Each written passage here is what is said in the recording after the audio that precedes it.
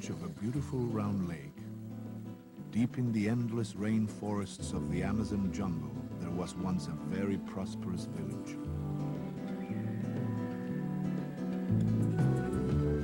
As more and more children were born into their midst, they built more huts.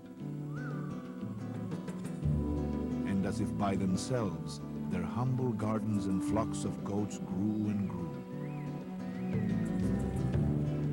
Nothing could have been better or easier for anyone.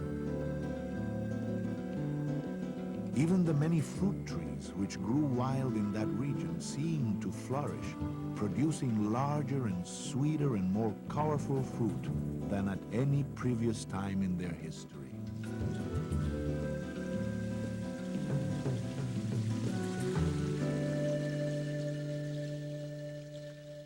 And because all went so well, for such a long time, the people of the village began to neglect certain things which their forefathers had taught them, such as cleaning up after themselves and repairing what was broken.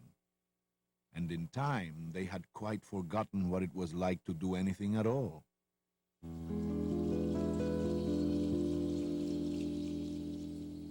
And so now, when things got dirty or fell into disrepair, they simply elected to move and leave their difficulties behind them. So they would stay in one spot until the mess grew to great proportions. The rotting fruit grew into great heaps, and the huts let in more rain than they kept out. And then they would move to a new spot and build new, even flimsier huts. Over the course of several years, their antipathy toward work pushed them counterclockwise around the lake.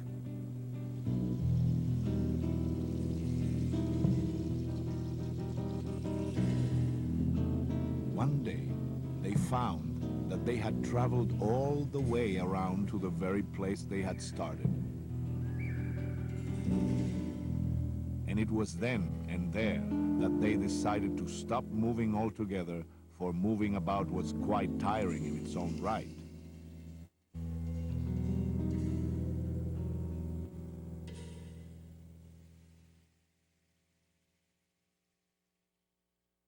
One day, however, late in the afternoon, a strange thing happened.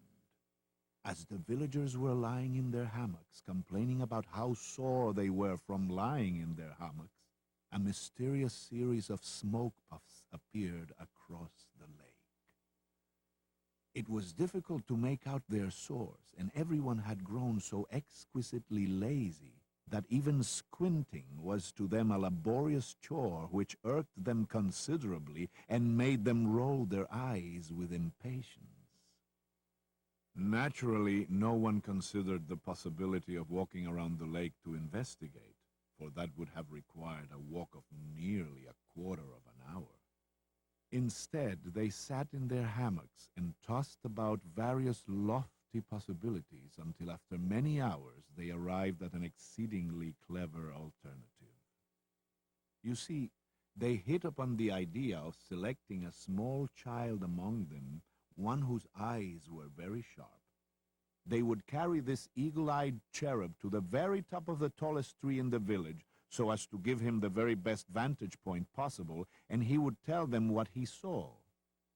That way, no one would have to trudge around the lake, and they would still be able to determine the source of the mysterious smoke. It was settled. But immediately there were various complications. To begin with, one of the villagers had made some calculations, and he informed them that since they must carry the child to the top of the tallest tree in the village, they must also be sure to select the very lightest child possible, else it would be far too much work carrying him. Another of them determined that they should carry a newborn child into the tree. They could then bring him down and wait until he was old enough to tell them what he saw. After all, what was the great hurry? Huge debates raged as various pros and cons arose, and then pros and cons for each of the pros and cons, and so on and so forth, until great schools of thought had grown up around the issue, and everyone involved was quite sure that everyone else was quite wrong. And if the truth must be told, and in the end it must, let it be known that the particular child that they selected was less a product of their long philosophical debates than of the relatively simple fact that little Tepe was not afraid of heights.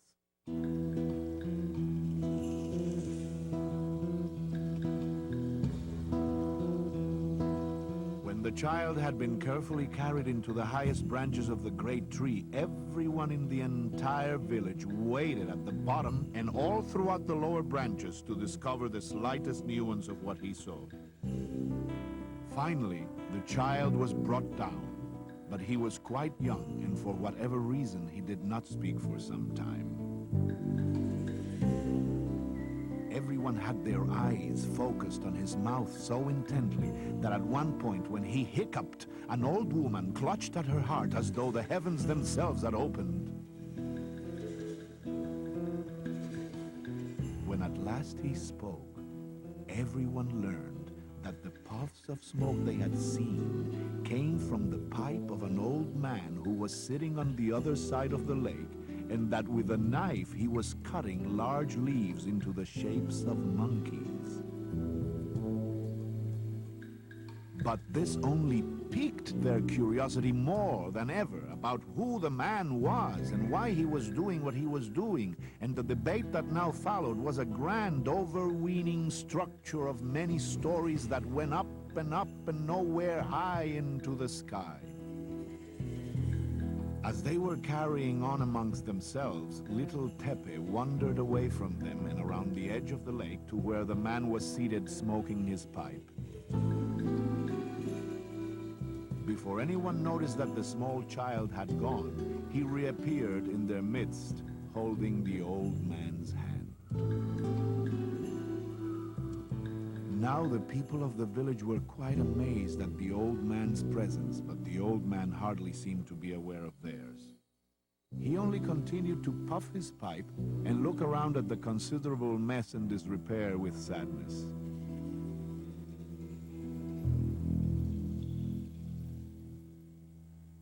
Soon one of the elders of the village, a very fat man, came forward. "Well now," he said, "we have come to understand that you cut leaves into odd shapes, eh?" "Yes," the old man replied. "Well, what do you want from us then?" the elder said impatiently. "I hope you do not expect us to finance your hobby by buying them from you. We are very busy here, you realize. We have precious little patience with peddlers." But the old man only scratched his head and smiled. "No," he said, "I do not wish to sell them. In fact, you can have as many of them as you want." With that, he put his fingers in his mouth and whistled a loud, low whistle that carried to the other side of the lake, and in no time 4 odd-looking monkeys that seemed very much like little men with long tails came scampering all the way around the lake, arriving in the midst of the people. "Ah, yes," the old man said. "As you see, they come to life after I release them from the various leaves which they inhabit." He smiled. "And they are quite capable of every and any task imaginable. How many would you be requiring?" Now the villagers just stood there trying to take this all in. They were not a little astounded that the man was able to cut figures that sprang to life, but their amazement was quickly eclipsed by an overwhelming desire to somehow use this old fool's naive generosity as a way to avoid work. "Well, there isn't much around here we can't do ourselves," replied the elder craftily. "You see, we're quite happy and self-sufficient, but just to please you, we will take as many of the hideous creatures as you need to get rid of." "As you please," said the old man. "Take them all. Perhaps they could be best occupied cleaning up these piles of rotting fruit." And no sooner had he spoken this than the strange creatures commenced doing that very thing.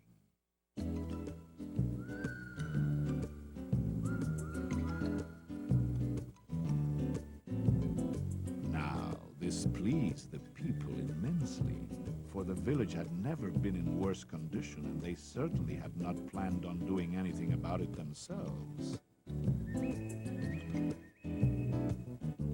And when they saw that the monkeys were moving along smoothly, they immediately went to lie down in their hammocks, for the commotion of the day had been for them on the whole rather tiring. As they did this, the old man just sat down and continued cutting large leaves into the shapes of monkeys. Those of the villagers with enough energy to peek beyond the tranquil horizon of their hammocks observed that as soon as the figures left his knife, they indeed came to life and stood at attention, awaiting his orders. After a time, thought stirred in the mind of the obese elder, and he returned to the old man, who now had several new monkeys in front of him. "Seeing as how you have these creatures standing about idly," the elder said, "perhaps we might borrow them to fetch water for us, or firewood, perhaps." "As you please," the old man said, and in no time several of the monkeys were occupied carrying water from the lake and fetching firewood from the forest, and everything proceeded smoothly.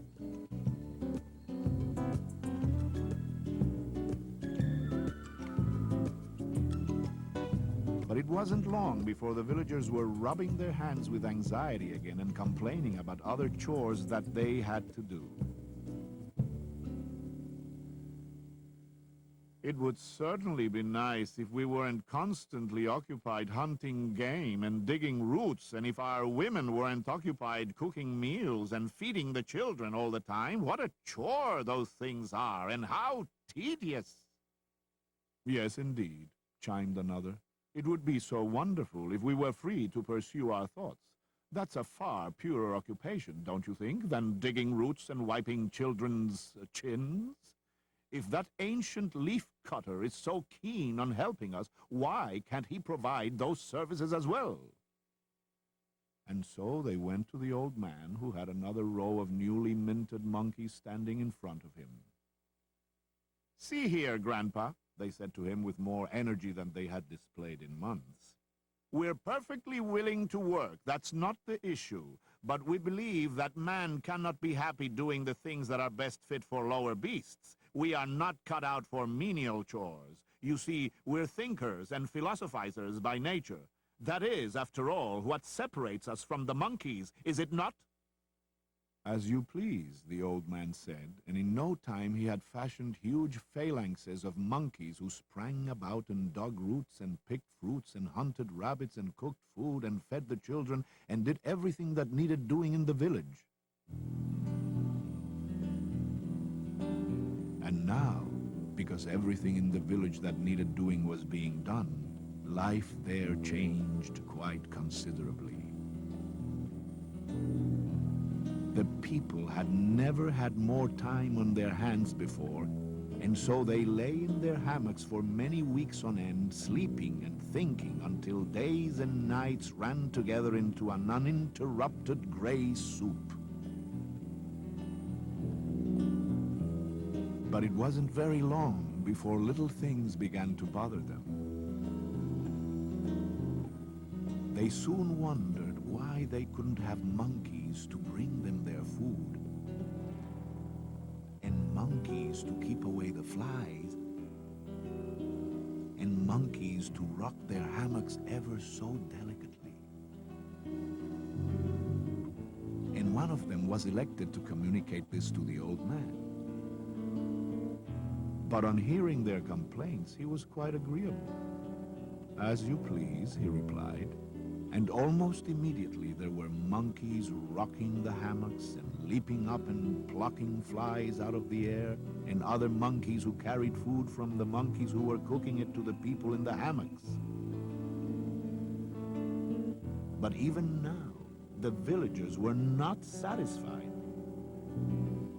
And from that point on, they seemed to spend all their time trying to find something to complain about.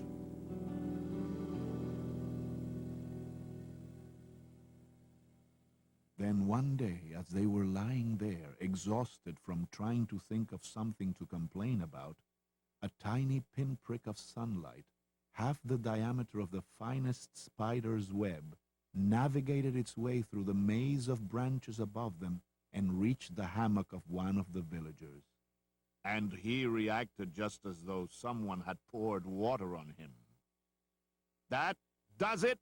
he shouted. "That does it! Exactly how does that lazy leaf cutter expect us to be able to think clearly with this meddlesome old sun poking his nose into our affairs? It's an outrage, that's what it is, an absolute outrage." Well, this struck quite a resonant chord among those others in the hammocks who were awake, and they quickly nodded their assent to the diagnosis, for they were elated that someone had finally put his finger on the source of their misery. "Yes," one of them said, "it's a wonder we can do any thinking at all. It's a miracle, that's what it is. Couldn't that good-for-nothing old-timer create some monkeys to solve the problem?"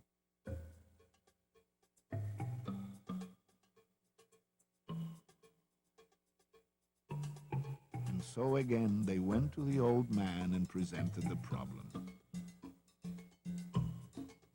And as you might expect, in no time at all, there were vast squadrons of monkeys poised everywhere in the rich canopy of trees above the villagers' heads.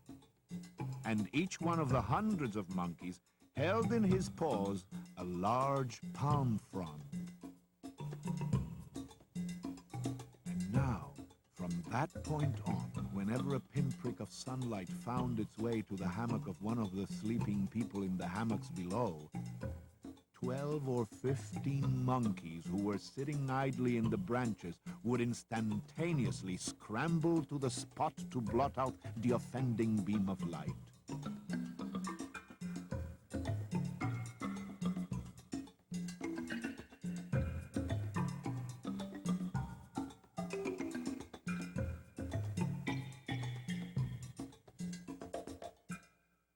Now, there are some older versions of this story in which the people demand that the old man make enough monkeys to stand on each other's shoulders and build a tower of monkeys tall enough to reach the sun. Then they could push it back to the other side of the horizon and hold it there, and that way the villagers would be undisturbed forevermore. In those versions, which we know to be perfectly untrue, the old man cut out a monkey whose job it was to cut out monkeys who cut out more monkeys. And no sooner had the old man put the final touches on this first monkey than it came to life and began creating another version of itself. And no sooner had this next monkey come to life than it too began creating a monkey, and so on and so forth. In no time, the place was a frightening mud of monkeys. One couldn't walk 2 steps without stepping on a tail and getting bitten, and so the planned tower of sunward monkeys simply never got off the ground. But of course, that is not how it happened at all. What really took place was that even with all the monkeys in the trees keeping the sunlight out, the villagers continued to be dissatisfied.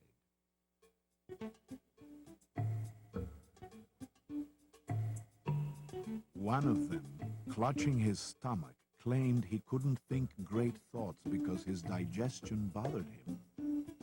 So the old man carved the monkey who would do his digesting for him.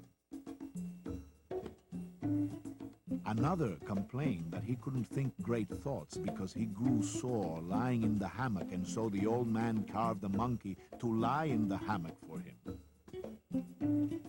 Yet another man claimed that he would just get a noble and brilliant thought, and then he would become conscious of his own breathing and forget what he was thinking about.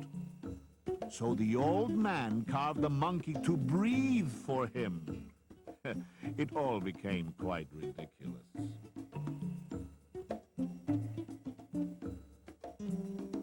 Then There came a day at last when one of the villagers complained about how sick he was of complaining, saying that the complaining was the thing that kept him from thinking great thoughts.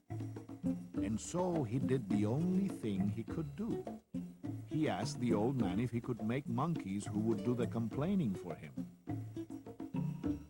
Many others had the same request, and together they brought their requests to the old man. Of course, he smiled at this, and then, as usual, he nodded, and in the blink of an eye, their request was granted.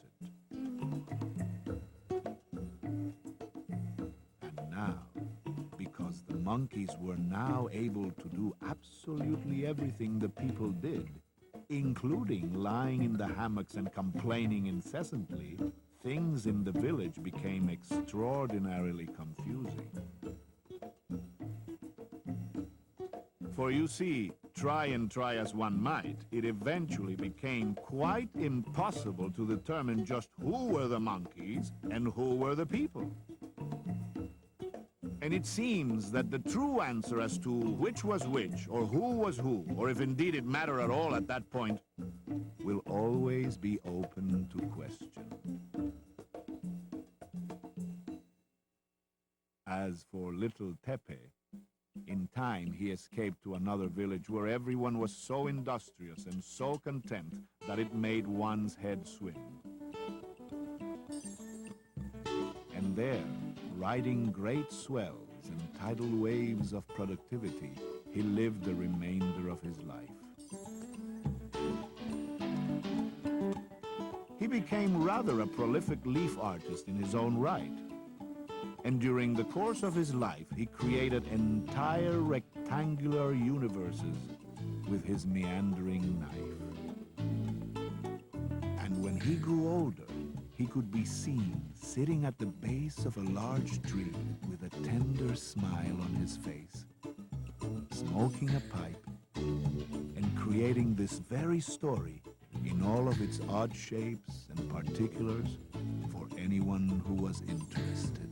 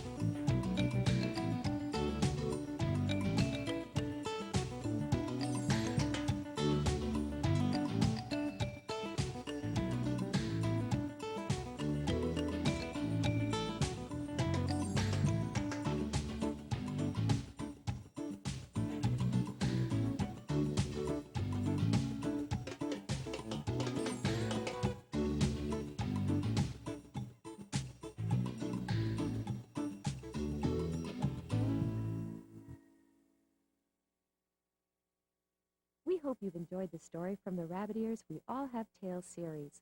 All of the programs are presented by award-winning artists and are also available as compact discs and audio cassettes through Rhino Records, and as books and book audio cassette packages through Picture Book Studio. Stories in the series include the famous English folktale Jack and the Beanstalk, told by Monty Python's own Michael Palin, with music by the Eurythmics' Dave Stewart. Fee, fi, fo, fum. I smell the blood of an Englishman, cried Diogo. I smell him, wife. I smell him. Oh, do you, my dumpling? Said Diogo's wife. From Jamaica comes the hilarious story of Anansi the Spider, told by Oscar-winning Denzel Washington, accompanied by the lively reggae rhythms of UB40. Me must go to village and do the hot shake and dance with me people, Anansi say. See, festival too much fun to miss. They need me there. So Anansi pushed through all them animals shaking and jiggling in my. Internationally renowned actor Max von Sydow retells the Scandinavian tale, East of the Sun, West of the Moon. Lyle Mays, award-winning keyboardist-composer from the Pat Metheny Group, provides the rich musical score. Once she was outside, the bear turned to her. "Are you afraid?" he asked. The girl trembled with fear, but shook her head no. "Then hold on tightly to my coat." The girl climbed up onto the back of the huge beast, and off they went. Robin Williams' menagerie of voices and the Klezmer Conservatory Band's spirited melodies combine hilariously in the wacky retelling of the popular Russian folktale, The Fool and the Flying Ship. They flew on, which is more on and on than the on and on before. But who's keeping track? It's a story. Until down by the roadside, they saw a man aiming a gun whose barrel was the length of 2 plow horses and a clever she-goat.